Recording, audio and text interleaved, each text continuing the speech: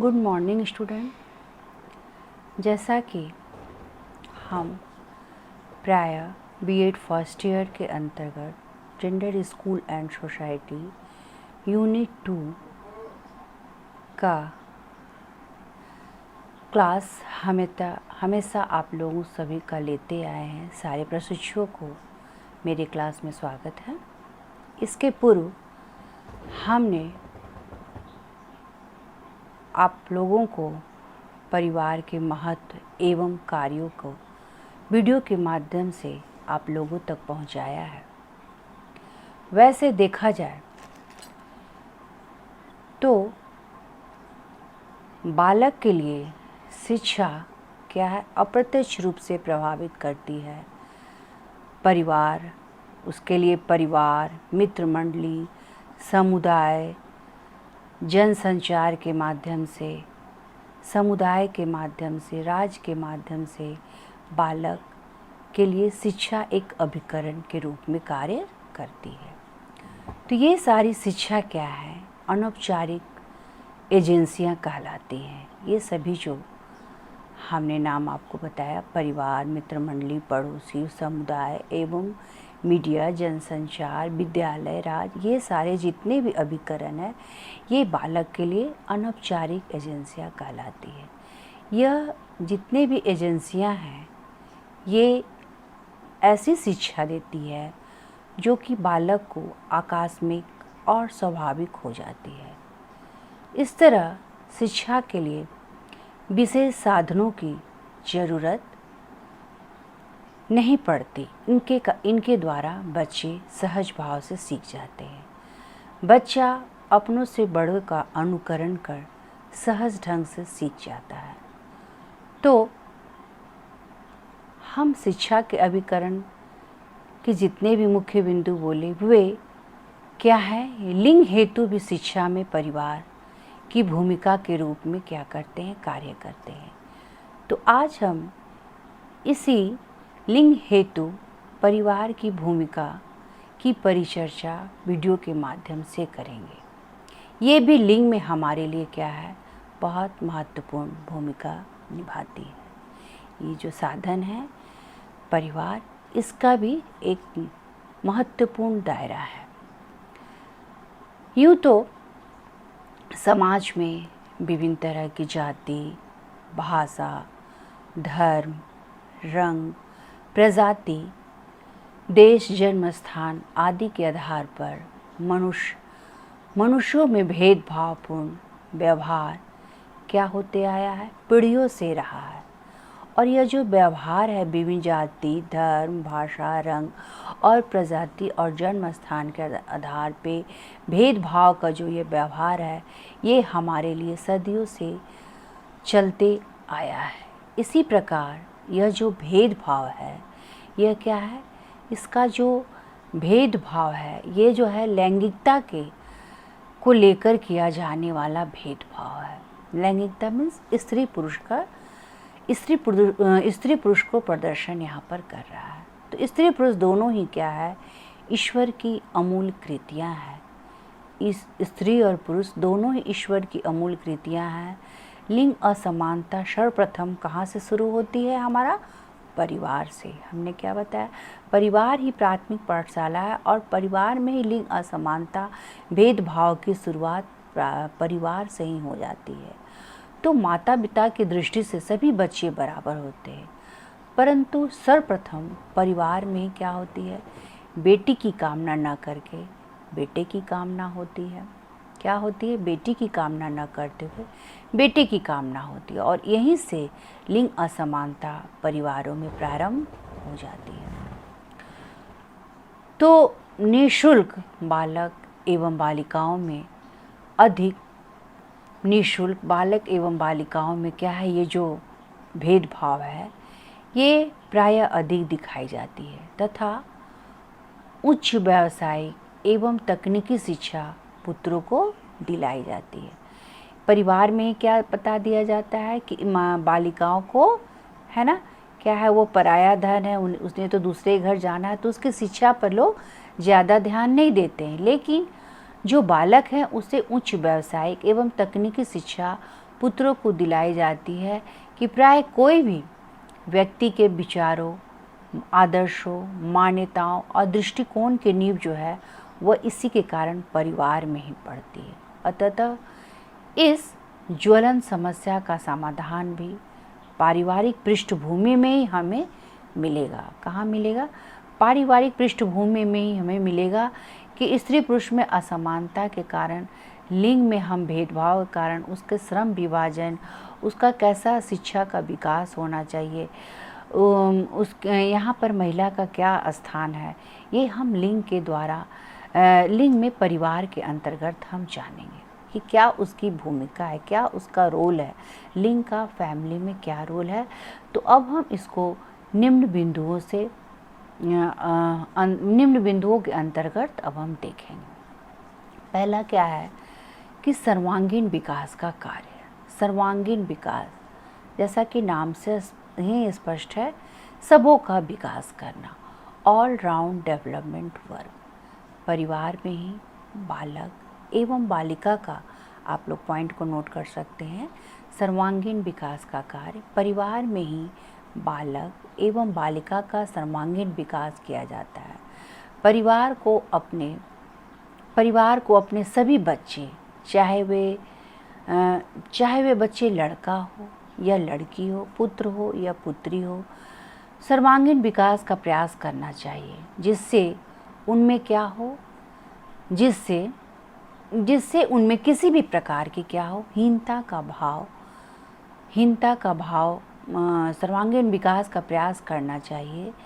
चाहे वो लड़का हो या लड़की हो, क्या हो, उसमें किसी प्रकार की हीनता की भावना नहीं पनपनी चाहिए।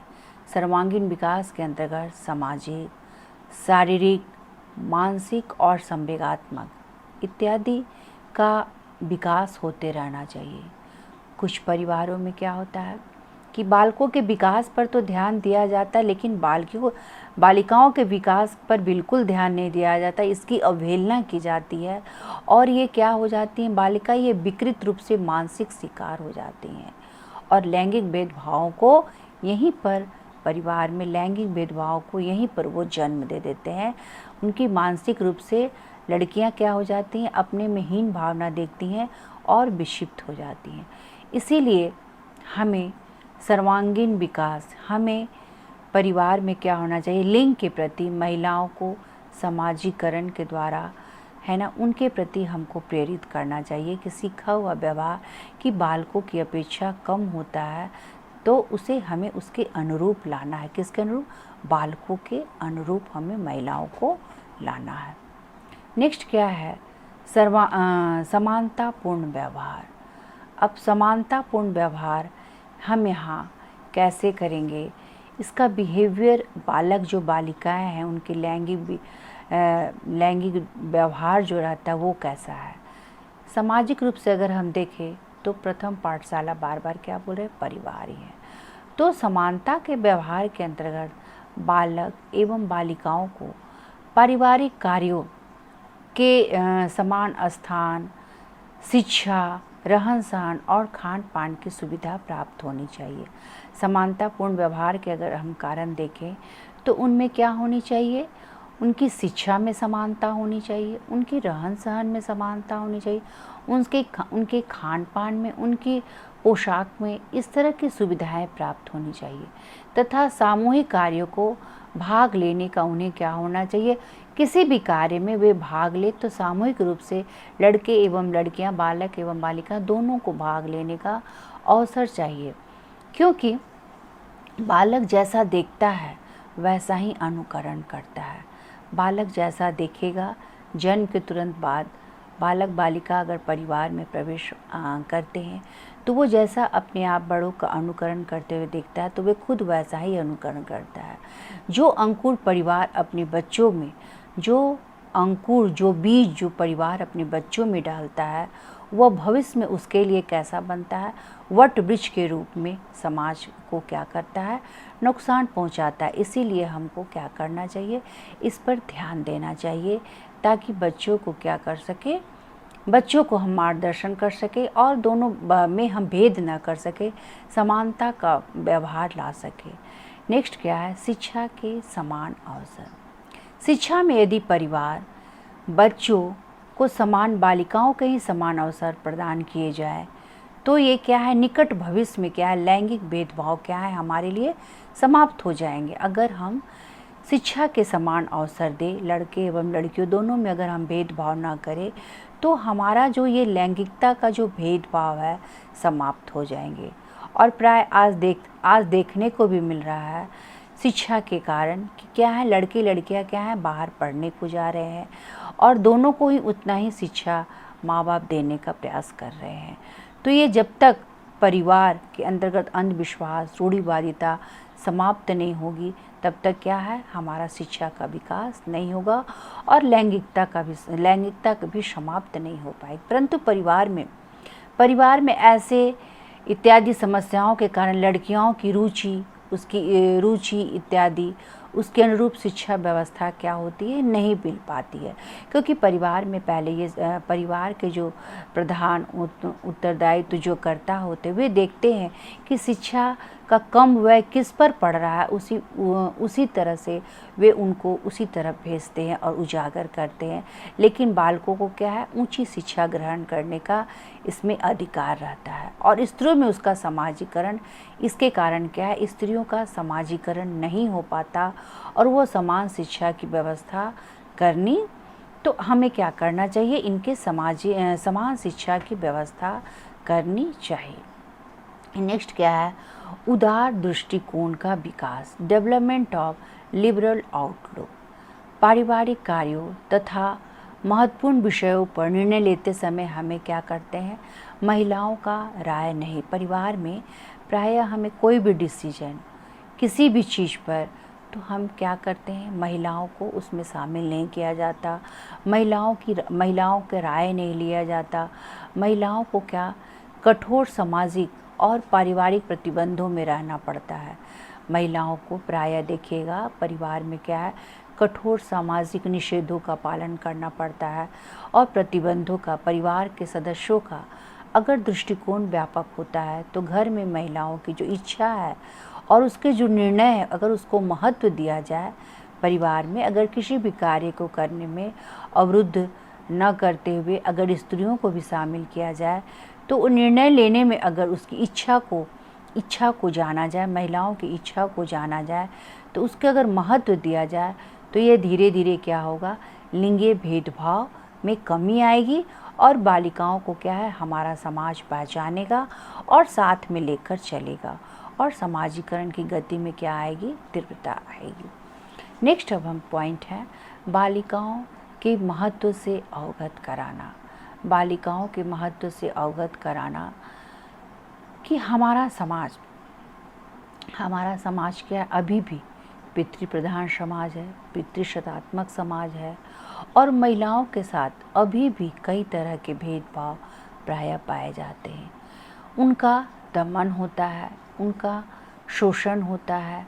लैंगिक असमानता का आधार स्त्री और पुरुष की जैविक बनावट नहीं है, बल्कि इन दोनों के बारे में प्रचलित रूढ़ छवियाँ, तयशुदा सामाजिक भूमिकाएं हैं। जो समाज में जो भूमिका इनकी है, जो एक बार वो तय हो गई कि स्त्री और पुरुष की जैविक बनावट के आधार पे इनको विभिन्न रूढ़ियों, विभिन्न तयशुदा सामाजिक जो भूमिका मिली हुई है उसी छवि को इनको क्या करना है, बरकरार रखना है। इसके कारण क्या है, यहाँ पर बालिकाओं को महत्व नहीं मिल पाता। तो हमें अपने परिवार में क्या करना है, बालिकाओं के महत्व से बालक को क्या करना है, परिचित कराना है। बालक पति पत्नी, जैसे इसमें यहाँ बालिकाओं को पत्नी के रूप में, बहन के रूप में, माता के रूप में उनको हमको परिचित कराना है, सम्मान देना है और उनसे और यहाँ पर सम्मान देके हमें ये चीज़ कर्तव्यों का पालन करते हुए सीखना है। नहीं तो पुरुष का जीवन क्या हो जाएगा, उनका सम्मान अगर नहीं होगा स्त्रियों का तो पुरुष का जीवन क्या हो जाएगा, अपूर्ण रह जाएगा। और सामाजिकरण की प्रक्रिया में परिवार का क्या है, लिंग के प्रति जो भेदभाव है वो परिवार बहुत बड़ा योगदान देता है। नेक्स्ट पॉइंट है साथ साथ रहने और कार्य करने। साथ साथ रहने और कार्य करने की प्रवृत्ति का विकास कि हम इसमें परिवार के अंतर्गत हम लिंग समुदाय को, बालक एवं बालिकाओं को साथ साथ रह के कार्य करने की प्रवृत्ति का विकास कैसे देते हैं। Development of the tendency to work together. परिवार की नींव क्या है? आपसी सहयोग तथा समझदारी पर टिकी है। जो परिवार की जो नींव है, जिस पर बुनियाद टिका हुआ है परिवार का, वो क्या है? आपसी से, सहयोग से और समझदारी से। परंतु अधिकतर परिवार क्या होते हैं, सारे घरेलू काम क्या करते हैं, लड़कियों से ही कराए जाते हैं, लड़कियों को ही सौंप देते हैं, जिसके कारण लड़के खुद को क्या करते हैं, लड़कियों से अपने को आपको ऊंचा समझने लगते हैं, अव्वल समझने लगते हैं और साथ साथ कार्य करने की प्रवृत्ति के द्वारा महिलाओं की जो महत्ता है, जो इम्पोर्टेंस है, वो खत्म हो जाती है। और महिलाओं की महत्ता को स्थापित करने के लिए हमें क्या करना पड़ता है, इसमें उसके भेदभाव में कमी लाना है, ताकि हर कार्य को लड़के और लड़कियां आपस में मिलकर बराबरी का दर्जा दिया जाए और साथ साथ का इसमें साथ साथ कार्य करने की प्रवृत्ति का विकास हो।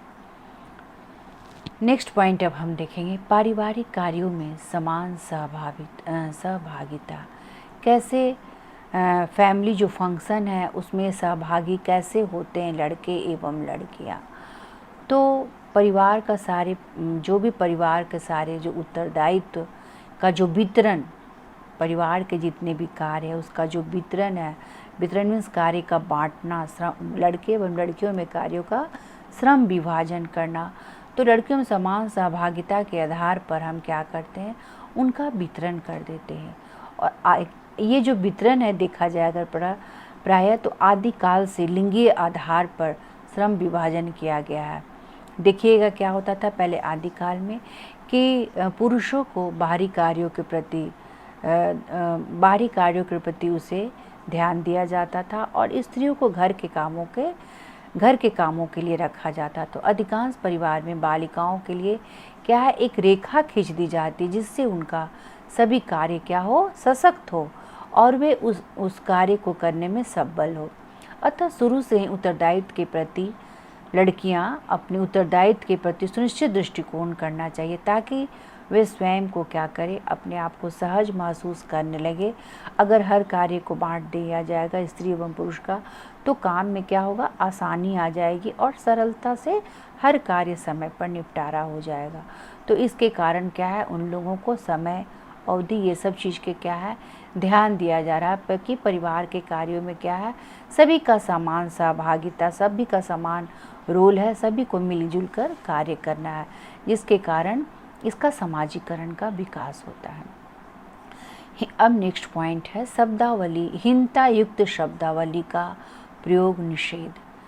कैसे हम इनकी जो हीनता है, बालिकाओं की जो हीनता है, परिवार में देखिएगा प्रायः लड़कियों के प्रति, बालिकाओं के प्रति, स्त्रियों के प्रति अभद्र व्यवहार किया जाता है, गंदी गंदी गालियाँ से उन्हें संकेत किया जाता है, दुर्व्यवहार किया जाता है। तो इनके मनोबल में क्या होती है, वृद्धि, इनकी मनोबल की जो वृद्धि है वो रुक जाती है। और परिवार में प्रायः देखिएगा अपने बड़ों का अनुकरण करके स्त्रियों के प्रति प्रायः हमेशा अपमान और हीनता का व्यवहार और मना न करने पर उनके मनोबल में क्या होती है, हमेशा वृद्धि होते रहती है, जिससे वे आगे चलकर घर एवं परिवार से भाषा का प्रयोग और जैसे बड़े अगर वहाँ पर स्त्रियों का सम्मान नहीं करते, अभद्र व्यवहार करते, तो वही परिवार में बालक एवं बालिकाओं के अंतर्गत में घर जाता है और उसके अंतर्गत यही भाषा का प्रयोग एवं व्यवहार में अभद्र व्यवहार करते हैं। और इन दुर्व्यवहारों को सीखकर लड़कियों का घर से बाहर निकलना क्या हो जाता है, मुश्किल हो जाता है। शासन चलने लगता है। जो अपने बड़े का अनुकरण करते हैं वे क्या होते हैं, भाई या चाचा, इसमें क्या होते हैं, मामा, सभी उसी का अनुकरण कर अतः प्रारंभ से ही क्या होता है, बालकों की जो मानसिक विकास है, आस्था है और स्वयं को श्रेष्ठतम और झूठे उनकी जो आशा विकास है, बालकों की जो आशा विकास और स्वयं के श्रेष्ठतम के झूठे विश्वास से क्या होना चाहिए, अवगत कराना चाहिए और बालिकाओं में हीन मानसिकता को बाहर निकालना चाहिए। कहने का तात्पर्य क्या है कि जो बड़े बड़े बुजुर्ग जो करते आए हैं उनसे हमें क्या करना चाहिए, इस बालक को है ना, उनको इनसे मानसिक विकास ये सब झूठे फरेब से उन्हें क्या करना चाहिए, इन ऐसी आशा ऐसी आस्था से उनको ऊपर उठाना चाहिए और उसको क्या करना चाहिए, बालिकाओं में हीन भावना जो है, जो हीन भावना की जो मानसिकता है उससे हमें प्रायः बालक को बाहर निकालना चाहिए। नेक्स्ट हम देखते हैं, यहाँ तक आप लोग समझ गए होंगे। नेक्स्ट हम देखते हैं पॉइंट, सामाजिक वातावरण में बदलाव। सामाजिक वातावरण में बदलाव, चेंज इन सोशल इन्वायरमेंट। हमारा लिंगीय भेदभाव में परिवार में वातावरण बहुत ज़्यादा प्रभावित करता है। बालक एवं बालिकाओं को वातावरण के द्वारा बहुत ज़्यादा प्रभावित होते हैं। लड़कियों में भेदभाव है ना, ये कैसे बदलना है, इसके भेदभाव को कैसे बदलना है, ये बहुत सहायक तत्व है। जिस परिवार में लड़के लड़कियों में भेद नहीं होता और वहाँ दोनों से समान व्यवहार किया जाता है, सामाजिक परंपराएं होती हैं जिनमें लड़कियों के प्रति भेदभाव किया जाता है कि यहाँ पर लड़कियाँ इस परंपराएं में शामिल होंगी कि नहीं होंगी, तो परिवार का आर्थिक सामर्थ्य एक अन्य कारक है जो लड़के और लड़की के प्रति माता पिता के व्यवहार को भी प्रभावित करता है। माता पिता के द्वारा परिवार में क्या है, माता पिता के द्वारा ये परंपरा उनकी परंपरा बनी रहती है। उनके भेदभाव को माता पिता के द्वारा ही शुरू से प्रदर्शित किया जाता है कि पुत्र जो है मेरे लिए, पुत्र की कामना की जाती है और पुत्री को पराया धन समझते हैं, तो और पुत्र को कुल दीपक। तो इस तरह से क्या है, उनके माता पिता जो है उनके जो इस तरह के जो व्यवहार हैं वे वातावरण में बहुत प्रभावित करते हैं और इस प्रकार के सामाजिक वर्ग से बालकों में क्या होती है, अनुभव में उनके अनुभव में भिन्नता आने लगती है और समाज में परंपरागत रूप से महिलाओं को क्या करते हैं, कमज़ोर, क्योंकि बढ़ावा यहाँ पर किसको है, माता पिता परिवार के द्वारा बढ़ावा देते हैं, तो इनको परिवार में क्या है, महिलाओं को ही कमज़ोर और जाति वर्ग के रूप में माना जाने लगा है। नेक्स्ट क्या है, अंधविश्वास तथा जड़ परंपराओं का बहिष्कार। अब अंधविश्वास रूढ़िवादिता जैसे बताते ही आए हैं कि लड़के क्या है, वंश चलाते हैं, वे नरक से पिता को बचाते हैं, इसीलिए क्या है, मरने समय क्या किया जाता है, लड़के क्या करते हैं, है ना, लड़के क्या करते, दाह संस्कार में क्या पिता को मुखाग्नि देते हैं। तो इस तरह की जो रूढ़िवादिता और अंधविश्वास चली आ रही है, परिवारों में मानी जा रही है, तो आदिकाल से मनुष्य की क्रिया का जो क्षेत्र है वो संकुचित था, इसलिए अंधविश्वासों की संख्या भी अल्प थी। अंधविश्वासों की जो संख्या थी वो अल्प थी और जो मनुष्य की क्रियाओं का विस्तार होता गया, तो अंधविश्वासों का जाल भी फैलता गया। जो मनुष्य की है ना, मनुष्य की जैसे जैसे क्रियाओं का विस्तार होते गया, समाज में क्रियाओं का व्यापक रूप से बढ़ने लगा, तो अंधविश्वास में भी क्या है, अंधविश्वास के जाल भी फैलता गया। और परिवार में परवरिश और परंपराओं का क्या हो गया, विशेष महत्व हो गया, क्योंकि परिवार से ही जाने अनजाने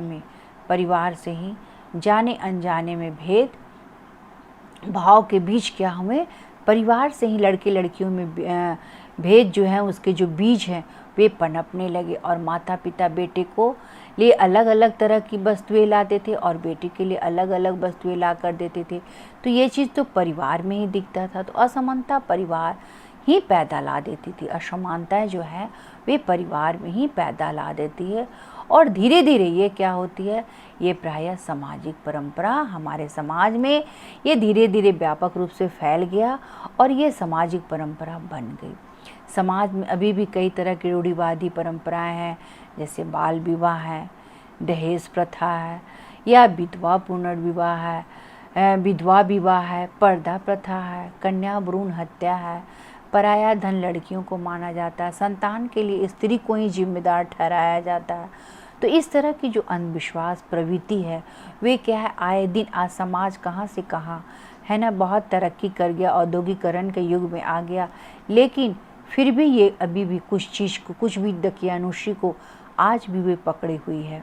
तो आवश्यकता हमें इस बात की है कि परिवार के इन रूढ़ियों का बहिष्कार कर समाज में हमें बलिदान और स्त्रियों को उनका ऊंचा स्थान दिलाने के लिए होना चाहिए।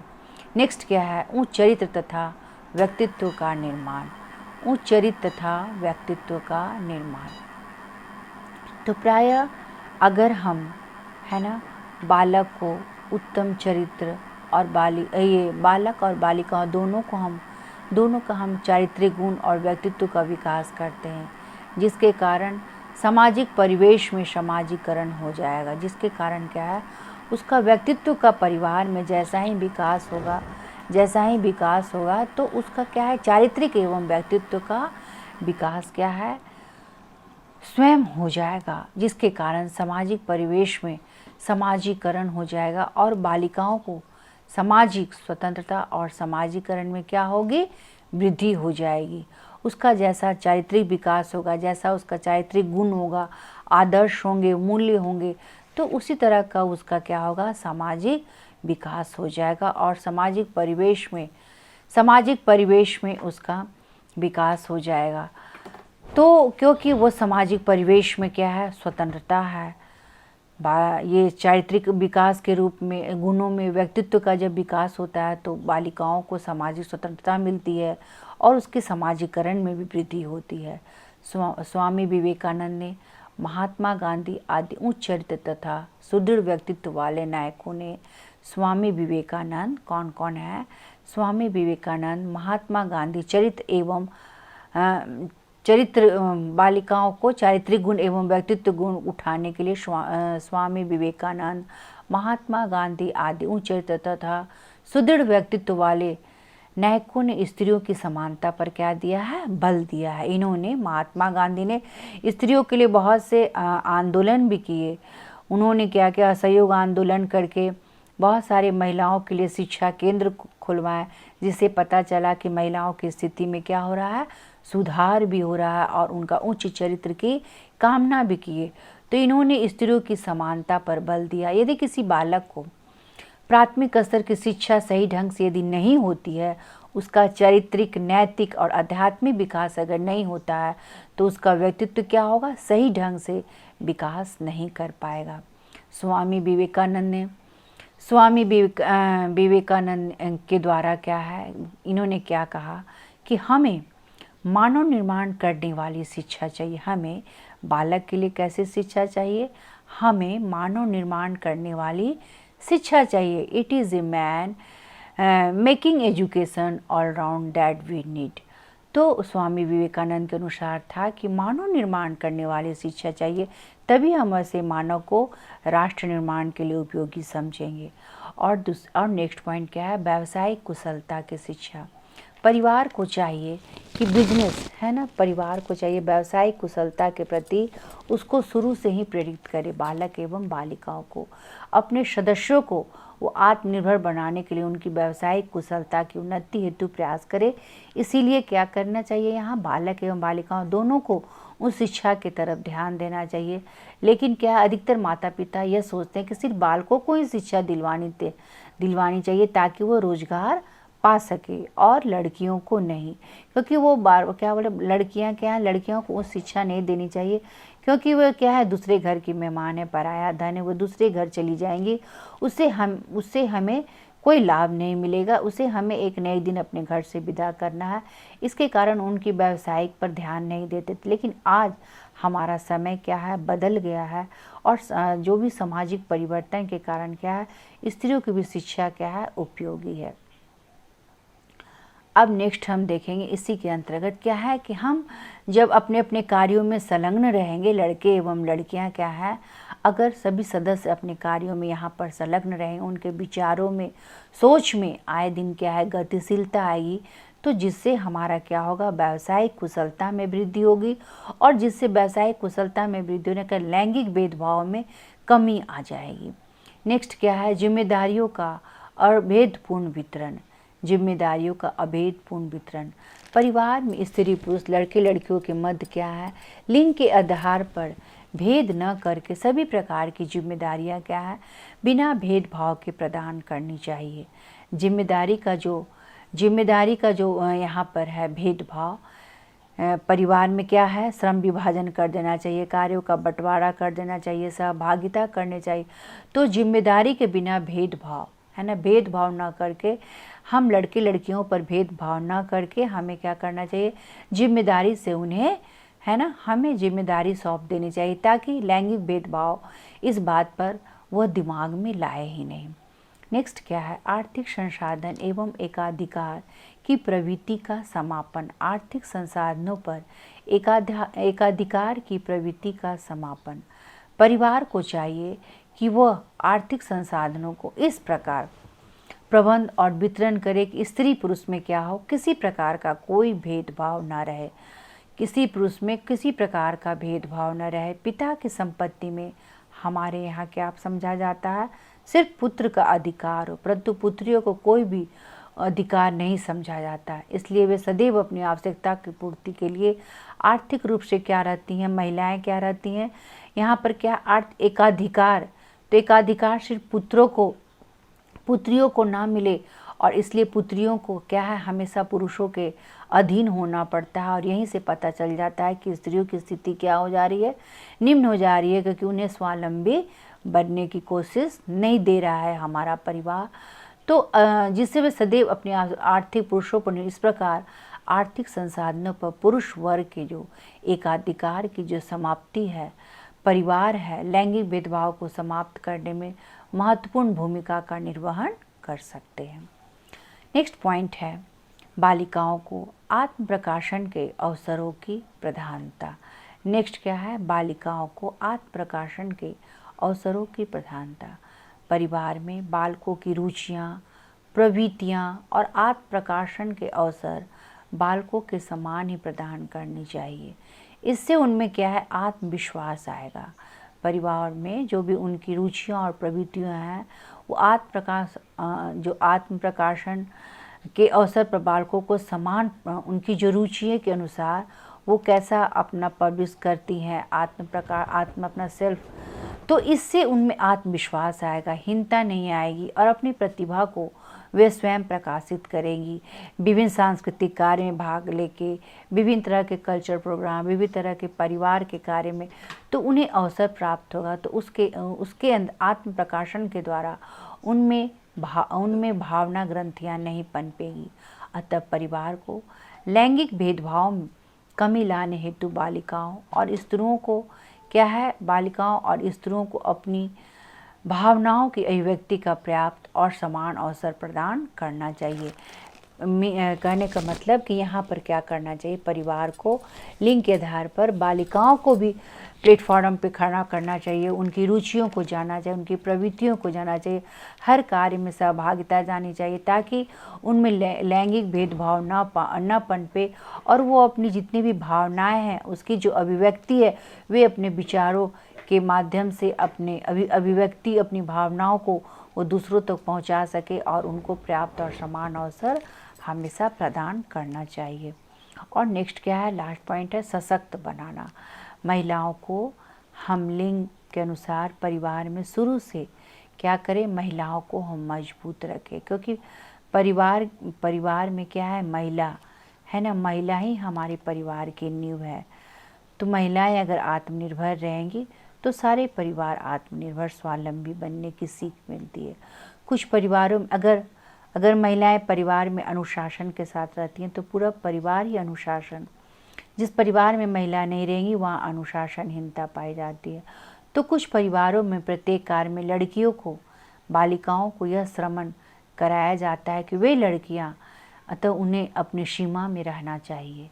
इस प्रकार का व्यवहार या कुंठा या निराशा के भाव भर देता है। सशक्त बनाना चाहिए परिवार को, लेकिन वो क्या करता है, कुंठा और निराशा का भाव भर देता है कि ताकि परिवार के जो सदस्य हैं वे सदैव क्या करें, महिलाओं के सशक्त रूप में वर्णन और प्रोत्साहन करते रहे। और ऐसे परिवारों में लड़कियां भी लड़कों के समान सभी उत्तरदायित्व को पूर्ण करती है। क्या है, व्यवहार में कुंठा और निराशा का भाव उत्पन्न होता है। लेकिन परिवार की महिलाओं को हमें क्या करना चाहिए, सशक्त बनाना चाहिए और लड़कों के समान ही उसे अपने उत्तरदायित्व, उसे अपनी जिम्मेदारी निभाना चाहिए। अतः परिवार को चाहिए कोई स्त्री को अबला न समझकर उसे शक्ति और सबला समझे, जिससे भावी पीढ़ियों की सोच में परिवर्तन आएगा और लैंगिक भेदभाव में कमी आएगी। ठीक है, इतना कहते हुए मैं अब शब्दों को अपने विराम देती हूँ और आपसे इजाज़त लेती हूँ। फिर पुनः हम नेक्स्ट क्लास में आपसे फिर तुरंत मिलते हैं। तब तक के लिए गुड बाय। अगर आप लोगों को अच्छा लगा तो लाइक करें एवं सब्सक्राइब करें।